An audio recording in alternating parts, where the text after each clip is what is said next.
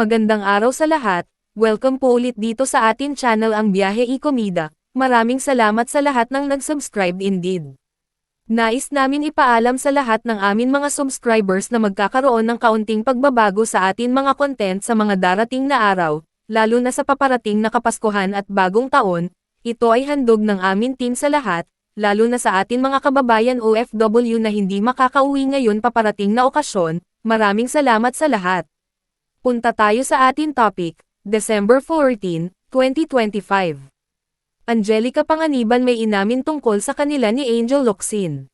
Finally, inamin na ni Angelica Panganiban kung anong pelikula ang pinagsisisihan niya hanggang ngayon dahil hindi niya tinanggap ang Four Sisters and a Wedding na ipinalabas noong 2013. Ang tanong ni MJ Felipe kay Angge sa Cinema One kung mayroon bang proyektong pinagsisihang hindi tinanggap ng aktres. Meron, yung Four Sisters, nakangiting sagot ni Angelica. Ang pumalit sa kanya sa nasabing pelikula, yung kay Shaina Magdayaw, bilang si Gabby Salazar. Bakit nga ba tinanggihan ni Angelica ang Four Sisters and a Wedding?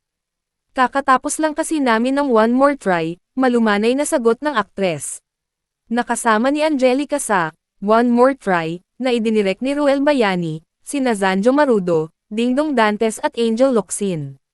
Dagdag pa ng aktres, hindi naging maganda ang ending namin ni Angel noon, so, nag-giveaway na lang ako at pinag-usapan nila, sabi ko, maging magkaibigan na lang tayo sa labas ng trabaho, wag muna tayong mag-work ulit. Nabalita noong 2014 na tila tinutuon ni na Angelica at Angel ang kanilang sampalan at sabunutan sa movie na nag-trending pa. May mga cryptic message kasi si Angelica na hinulaan ng supporters ni Angel na ang idolo nila ang pinatatamaan. Bagay na itinanggi naman ni Angge at sinabing okay sila ni Angel. Isa pang inamin ng bida ng pelikulang, Pan Mary, hanggang ngayon hindi ko pa pinapanood ang pelikulang yon dahil bubog ko yon. Nagulat din si MJ sa diretsyong sabi ni Angelica. Matatanda ang nabanggit ni Angelica sa MediaCon ng Pan Mary, kasama si Zanjo under Quantum Films at Seneco Productions noong December 5 na nung mabasa niya ang script ay hindi na niya ito pinakawalan dahil ayaw na niyang pagsisihan ulit pero hindi niya binanggit kung anong pelikulang ito. Si MJ din ang host ng Pan Mary, MediaCon kaya nagulat siya nung sinabing Four Sisters and a Wedding sa one-on-one interview nila sa Cinema One vlog sa YouTube. Anyway, mapapanood na ang Pan Mary, simula sa December 25 mula sa direksyon ni Jeffrey Jet Urian. Kasama rin sa pelikula sina Nico Antonio, Tom Rodriguez, Zach Sibag, Solen Yusuf at Eugene Domingo. Meron ka bang proyektong pinagsisisihan mong hindi mo tinanggap? Meron. Ay, ano to? Yung Four Sisters. Ayun na nga. You were supposed to be? Yung kay Shaina. Ba't di mo tinanggap?